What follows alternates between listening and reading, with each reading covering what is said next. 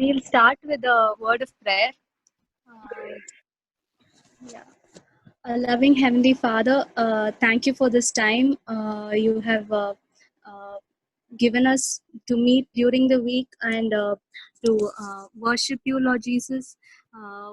Lord, even when everything around us is not going great, but you are the constant person in our life who doesn't change, who is our source of um our strength. And thank you, Lord Jesus, for this time. I pray that during this word, you will speak to us, Lord Jesus, even to me and to everyone who is hearing. And let this be a blessing, Lord Jesus. Lord, let it be useful to us, Lord Jesus. You speak to us, Lord. I commit it into your hands. In Jesus' name we pray. Amen. Yeah. So, good evening, everyone. I'm so glad to share today. I was supposed to share for a long time. I couldn't connect. Um, so, I'm glad that God has made it possible today. So, the name of God I have taken is God Most High. That is El Elyon. Um, so, uh, I just was thinking, this entire year I have been thinking about. I mean, God is bringing me back again to how sovereign He is through various learnings and how great He is. So even each name of God we were meditating is very useful, and it has helped me also. So I hope it would be a blessing for everyone here. Um, yeah. Next slide. So I'm going to cover on these topics like uh, what uh, what this Most High God is, uh, what are the attributes, and how we can relate to. We see various verses from the Bible where God is supreme. Most High God being the supreme God, He's the sovereign person, and He's the only God. And how Jesus, I mean, in Old Testament, we see God as Most High God, and how Jesus also fulfills this Most High God, and how He can be with us as a personal God, and what does He think of us? Yeah. So if you go to the next slide, see. So this is the origin of this verse. I mean, the title of God. So in the beginning of the Bible itself, in the Genesis 14, we read this verse. This is when Abraham was going to rescue his nephew Lot.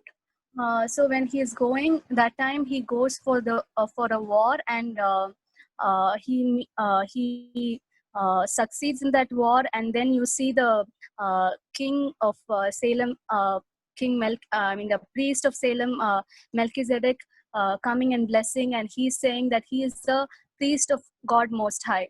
And so this is the origin of the title God Most High. And if you want to know the meaning, it is nothing but God being the highest uh, being when compared to everything else. God being exalted, God being majestic, and he is the superlative form of the you can give for everything. Highest. So the root word is in Hebrew. It means to go up, climb, or ascend. So from there it means that God is the highest of all other gods or all other beings. So I have also put down all the Hebrew, Aramaic, and Greek words, so that, I mean, if you want to check how it is being used in our Bible, in the New Testament and Old Testament, these are the words. Yeah, next slide. So as I was saying, I'm going to talk about supremacy of God. So this is based on the Genesis chapter 14, chapter, uh, the first battle. Okay, so when I was just thinking, this is the first ever recorded battle you can see in the Bible, and of course it looks like um, in our history also, this should be the first battle which has happened, when Abraham is going to rescue his nephew Lot. Okay, so at this scene, you can see there's a king who is called King Keldalomar. Okay, and this king at that time, okay, there are 5 kings who were under this king Keldaramar. Under him, there were 5 other kings: king of Sodom, Gomorrah, Admah, Zeboim, Zoar. They had been under him for 12 years, and then they revolt against this king, and this war which happens. So if you see, these 5 other kings are also big kingdoms, and not only that, they are going against 4 along with Keldalomar. There is 3 other kings, so 4 kings versus 5 kings. Okay, the 4 kings names are mentioned in this Genesis 14 chapter. You can go and read it later on. Okay, and also it says in verse 5 that this king had already defeated 6 other giant kings. Verse 5. Okay, you can go and read it. I mean, it is given in the in verse 5. So already he has defeated 6 kings, and then against him there is 5 other kings coming, and he defeats them also. And because Lot was in Sodom, he takes Lot also with him. So you can see that all I mean, overall, there are so many people involved in this battle, and everyone were defeated by this king Keldalomar and his allies. But then Abraham comes into picture to save his nephew with just 318 trained men. Okay, so what makes this? I mean, and he, if you read the chapter, Abraham succeeds in this battle. So if you see, obviously the numbers are greater on the losing side. Okay, that means just 300 men, which is a very less number. So what makes this first battle a successful one is the presence of God in this battle. You can see in verse 19, Melchizedek is telling that blessed be Abraham by God Most High, creator of heaven and earth, and blessed be God Most High, who delivered your enemies into your hand. So clearly, it is God who is delivering Abraham here. If you see, those days Abraham also was not worshipping. I mean, his ancestors were not worshipping God. There were other gods, and I mean, that is the background. But Abraham, in verse 12, he started following. I mean, in chapter 12, you can see that God calls him, and he starts following God Most High. And only because of this, he is able to succeed in this. So you can see that however great the other kings were, and however great the numbers were, God is delivering Abraham, and it only shows that God is higher. He's the higher being. He's supreme ruler. He's the person who's the greatest here. So I mean, it's amazing to see that the first battle recorded is showing such a great picture to us, that God is heaven. I mean, he's the God in heaven as well as in earth. No one can take this away and tell that, okay, I can do all this. So that is what we see in the first part. And our response, Abraham in this place, in the latter verses in the chapter, king of Sodom is coming to bless him with the gifts. And at that time, he is telling he will not receive anything from the king of Sodom. In verse 22, he is telling um, that I have raised my hand to the Lord God Most High, creator of heaven and earth, and have taken an oath.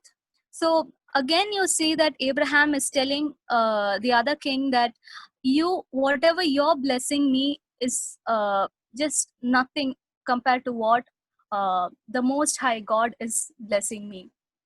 So that's how our attitude towards this should be. Um, I mean, a question to think on is, we know, seeing we know that God is obviously the greatest person. He's the most supreme person. We know all that, but are we giving him uh, uh, the honor he deserves with our time? I mean, I struggle with it. Are we giving more importance to something else, or are we thinking our work is more than God, our family is more? Okay, I mean, you can put anything into that. Okay, uh, so going to the next, you see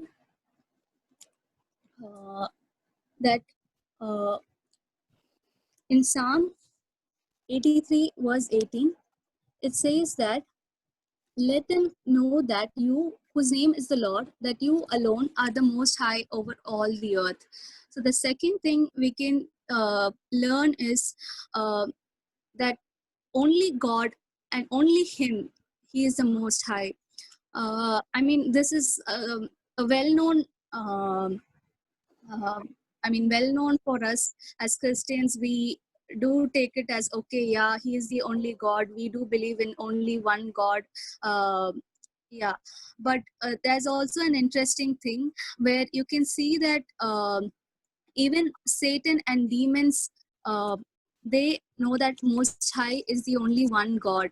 I mean, I have jotted down the references, but you can read it later on, where in Luke 6:35 and Mark 5 and James 2:19, you can see in this Luke, right? There's what happens is when Jesus is healing a person who is possessed with evil spirit, and the evil spirit cries out to Jesus, saying, "Son of Most High God, cast us into the pigs." So even the demons are crying out to God, to Jesus, saying, "Son of Most High." So even the demons know that, and in James 2:19, it's we read that even Satan and the demons acknowledge that God is one God.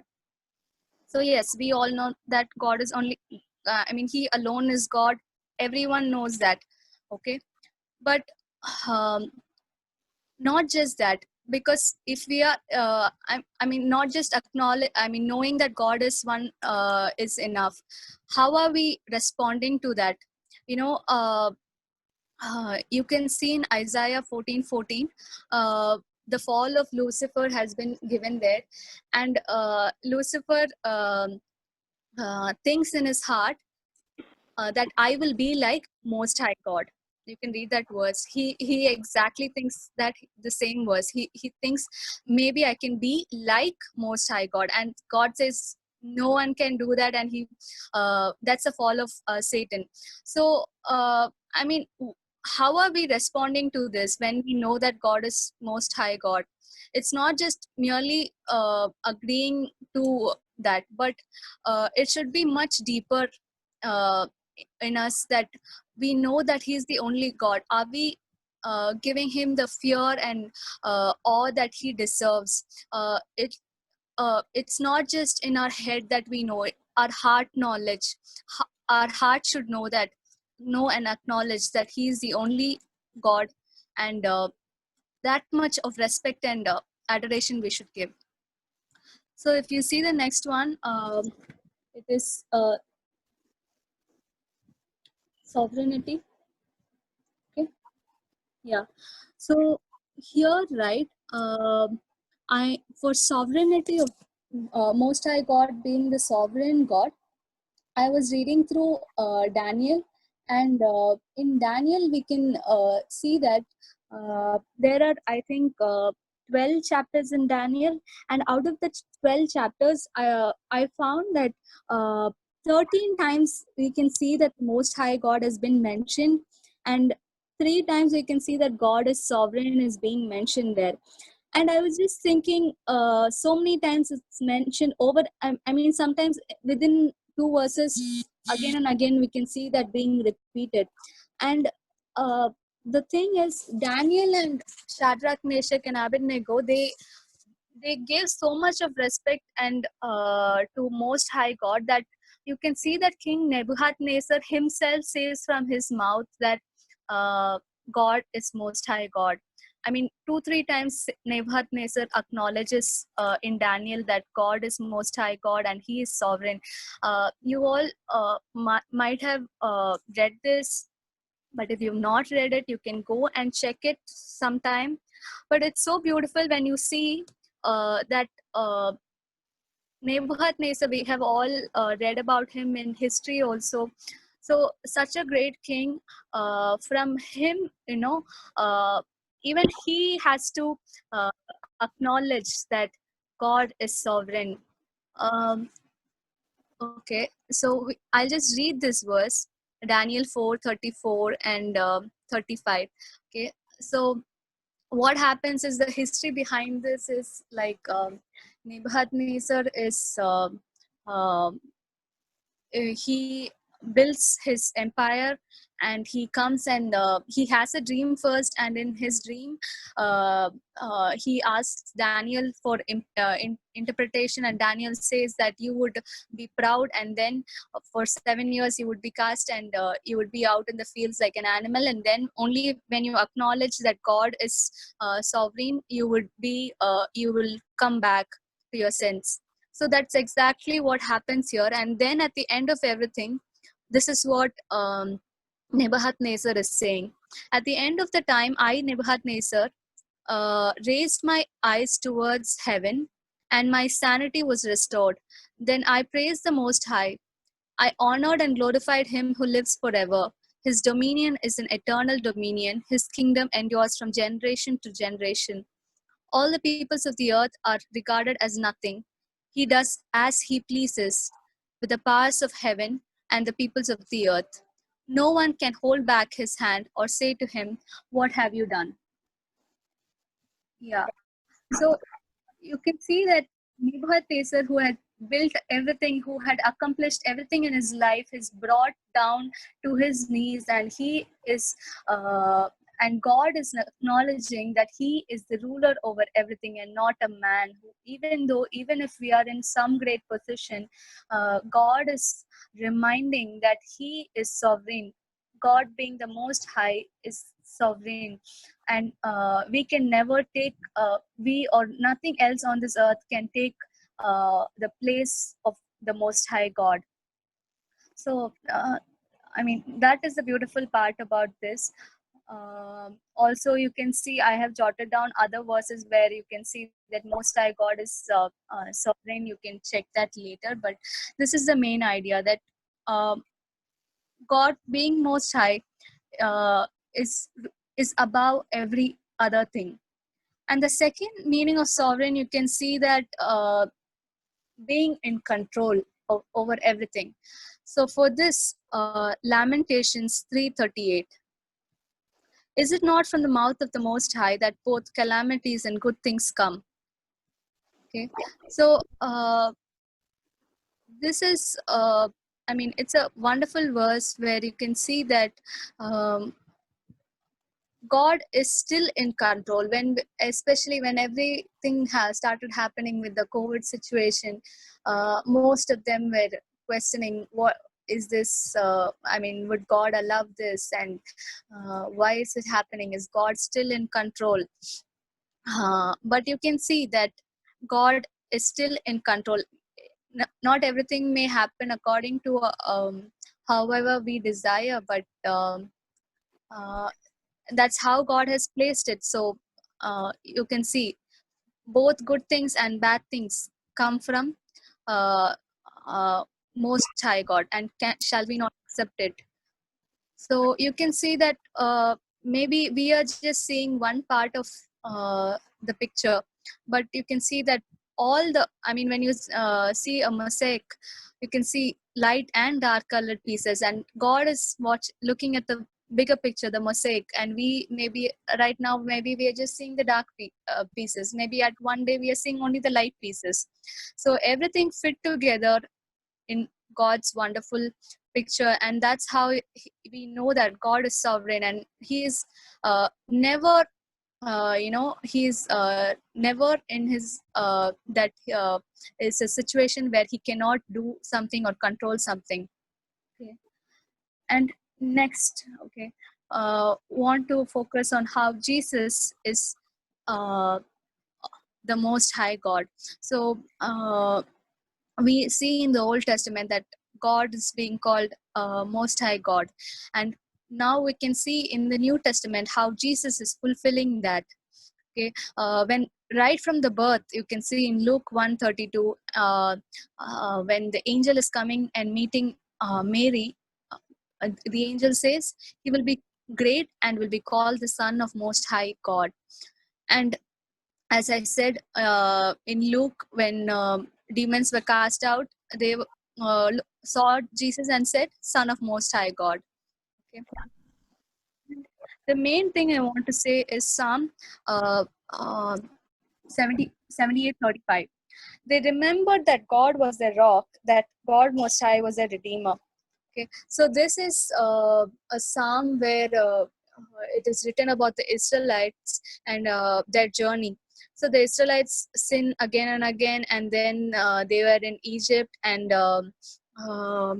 then they cry out to God, and the psalm is narrating all of that. And at this point of verse, I want to bring out the fact that just like how the Israelites were in Egypt and they were crying to God, and God saved them by bringing them out mightily, you can see the same thing that Jesus comes and fulfills.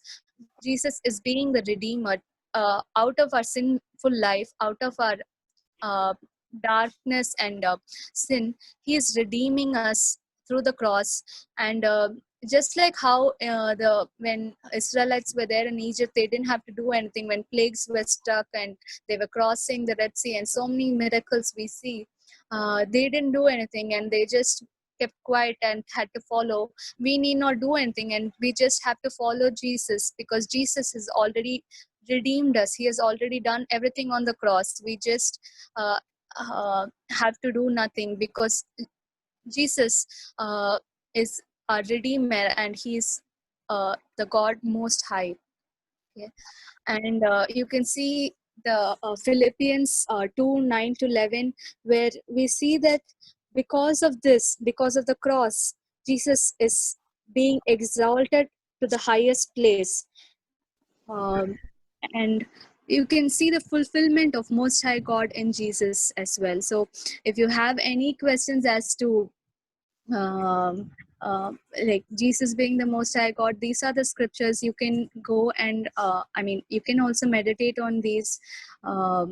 Yeah. And the next thing is, I was just thinking, like, okay, God is Most High. I mean, out of all of whatever I had told before, in the next slide we see that Most High God as the personal God. Like, I was thinking, when God is Most High God, I mean, God is sovereign and supreme, and He's so great. The name itself, Most High God, it is so. The name itself is giving me goosebumps, and I was just thinking how such a great God is a God for me. And at that time I was thinking of these verses. I was reminded of these verses where we see that the Most High God is also a personal God. So you see in Isaiah 57:15, for this is what the high and exalted one says, He who lives forever, whose name is holy. I live in a high and holy place, but also with one who is contrite and lowly in spirit, to revive the spirit of the lowly and to revive the heart of the contrite. So he is personal with us. He is personal with a humble person. He Although he is such a great and exalted God, he is a God for us. You can see when Mary is uh, being humble. In Luke chapter 1, you can see that Mary, being a very humble person, the Most High God comes and overshadows her. So that is just one example. And one more example you can see in Psalm 57:2, where it says that the Most High God has a purpose, will fulfill his purpose for us. So the point being us there. So God being great is doing something us. And you can see that Psalm 21 verse 7, where Most High God is has unfailing love. Okay. And my favorite is this 2 Samuel 22. I had also shared this with our youth meet previously, I remember, where it starts with the Most High God, and how fierce he is, how his voice is like a thunder, and when he comes, there's lightning, and so many verses talks about his greatness. And then in the end it says that the Most High God reaches down to us, and he stoops down to make us great. This is exactly how the verse goes, that after all the description about how great God is, and that great God is reaching down to us. I mean, it is something so great. And we are blessed to have a Most High God as a personal God. And our response should be like Psalm 91, where we go and dwell in the presence of the Most High God. Whoever dwells in the shelter of the Most High will rest in the shadow of the Almighty. And the meaning being dwell here is to seek Him. And dwell is not something which you happen to do maybe when you're free. I mean, you dwell in a house, right? Your home. So you don't dwell in your home just because you're free. You dwell there always, uh, uh, because that's your habitat. I mean, that's your place where you are. So that's exact meaning. He who dwells, and it is present tense, dwells. So it's not he who dwelt or he who will dwell.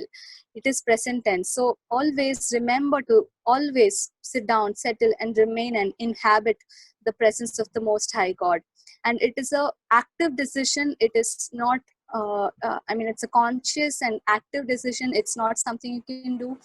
We can do if we find time or when we are free.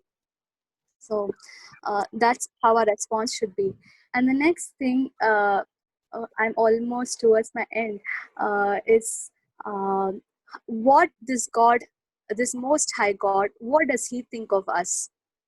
So this Most High God has a high view of us. Okay, do you believe me when we learned now Most High God is so great? We learned, and finally I said Most High God is a personal God. He is for us.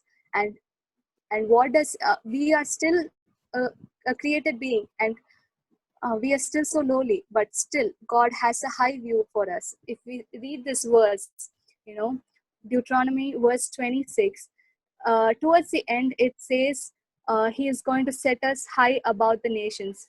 But before this, there are some things. Before he is going to set us high, there are some things for us. He has a high view for us.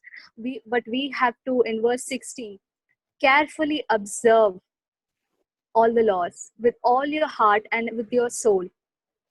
Okay, and we have to walk in obedience, and we have to keep his decrees and commands, not because it is something we read, just because we read it, but because we honor and revere the Most High God. We have to, you know, give him the honor. This is something God deserves, and it's not like just because we want to, we can give to God. He is the Most High God. So I get, I guess you get what I'm trying to say here. So it is, we are required, because God is Most High. We are required to follow Him with and seek Him and give Him our utmost adoration, our thoughts, our time, our effort, everything to Him.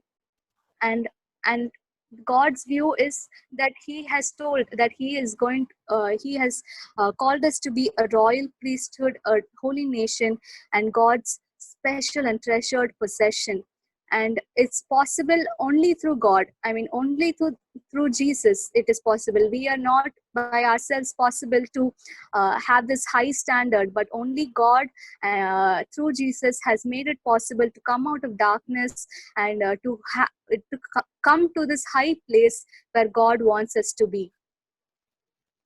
Okay, so I want to end with the last verse where you see in Colossians the supremacy. I mean, this is just the conclusion of whatever I said. I mean, whatever I shared before. This passage just concludes so beautifully how God is supreme and how God is the most high in everything. I'll just read it. You can follow. The Son is the image of the invisible God, the firstborn over all creation. For in him all things were created, things in heaven and on earth, visible and invisible, whether thrones or powers or rulers or authorities. All things have been created through him and for him. He is before all things, and in him all things hold together. And he is the head of the body, the church. He is the beginning and the firstborn among the dead, so that in everything he might have the supremacy. For God was pleased to have all his fullness dwell in him, and through him to reconcile to himself all things, whether things on earth or things in heaven, by making peace through his blood shed on the cross. Okay, so this is the conclusion that God is above all things. He is exalted uh, over all things, over all gods, over all kings, over all beings on the earth or on heaven. There is also a verse which says that he is above the heavens. So even above the heavens, God is there. So such great a God we serve. But Jesus has redeemed us and made it possible for us to know this most high God as a personal God, and not only that, to come to his standard, to his high view of being a royal priesthood, a holy nation, a holy people for God. So it's so amazing how this most high God is in our lives. So let's all pray that we will always honor the Most High God in our lives. We will never forget that God is this great and supreme and sovereign being in our lives, and let's not make him too small. Uh, any day, let us give him the glory and honor he deserves, and let us think that such a great God is such a personal God with us. Thank you. Yeah, I'm done. Pastor, I think you can pray. Pastor or Jaren.